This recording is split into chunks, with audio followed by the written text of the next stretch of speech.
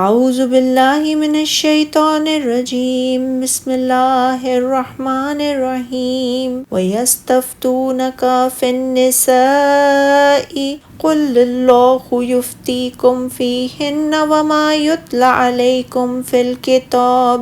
الْكِتَابِ فِي يَتَامَى النِّسَاءِ اللَّاتِي لَا تُؤْتُونَهُنَّ مَا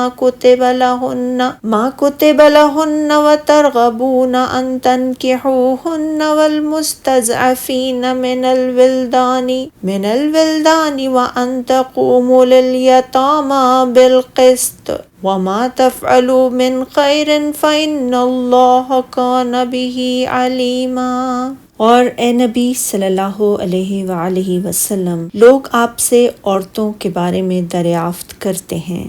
کہہ دیجئے اللہ خود ان کے بارے میں حکم دے رہا ہے، اور کتاب کی وہ آیتیں بھی جو یتیم لڑکیوں کے بارے میں تمہیں پڑھ کر سنائی جاتی ہیں، جنہیں ان کا مقرر حق تم نہیں دیتے اور تم چاہتے ہو کہ ان سے نکاح کر لو، اور وہ کمزور بچوں کے بارے میں تمہیں حکم دے رہا ہے، اور یہ کہ تم یتیموں سے انصاف کرو، اور تم جو بھی نیکی کرو تو بے شک اللہ اس کا خوب علم رکھتا ہے۔ امام بخاری رحمۃ اللہ علیہ نے حضرت عائشہ رضی اللہ تعالیٰ عنہا کی اس آیت کریمہ کے بارے میں روایت کو بیان کیا ہے کہ یہ آیت اس آدمی کے بارے میں نازل ہوئی ہے جس کے پاس یتیم لڑکی ہوتی تھی، اور وہی اس کا والی وارث ہوتا تھا۔ وہ لڑکی اسے اپنے تمام مال حتیٰ کہ کھجور کے درخت میں شریک کر لیتی تھی، اور اس سے نکاح کرنے میں بھی رغبت ہوتی تھی،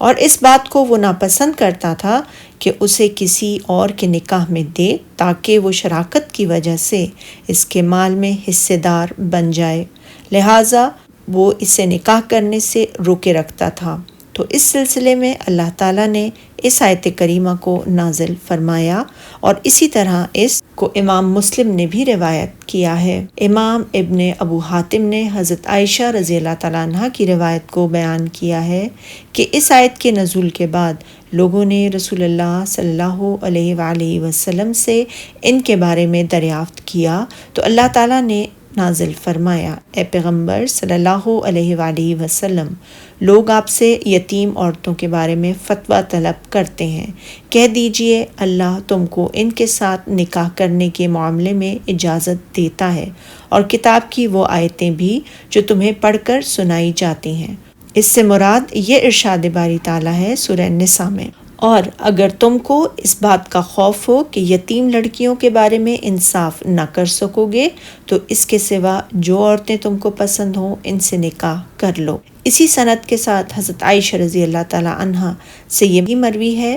اور خواہش رکھتے ہو کہ ان کے ساتھ نکاح کر لو، یعنی یتیم لڑکی جو تمہارے زیر پرورش ہو، اگر وہ کم مال اور معمولی حسن و جمال والی ہو تو پھر تم اس سے نکاح نہیں کرنا چاہتے، لہٰذا انہیں منع کر دیا گیا کہ اگر وہ محض مال اور جمال کی وجہ سے نکاح کرنا چاہتے ہوں تو پھر نکاح نہ کریں، الا یہ کہ عدل و انصاف سے کام لیں۔ مقصود یہ ہے کہ کسی آدمی کے زیر پرورش اگر کوئی ایسی یتیم لڑکی ہو جس سے نکاح کرنا اس کے لیے حلال ہو، اور اس کے یہ خواہش بھی ہو کہ وہ اس سے نکاح کر لے، تو اللہ تعالیٰ نے حکم دیا ہے کہ وہ اسی طرح کا مہر دے جس طرح کا مہر اس جیسی عورتوں کو دیا جاتا ہو، اور اگر وہ مہر مثل نہ دینا چاہے تو پھر اس کے سوا کسی اور عورت سے نکاح کر لے۔ اگر آدمی کی اس سے نکاح کرنے کی خواہش نہ ہو اور وہ اس کی نظر میں یا حقیقت میں بدصورت ہو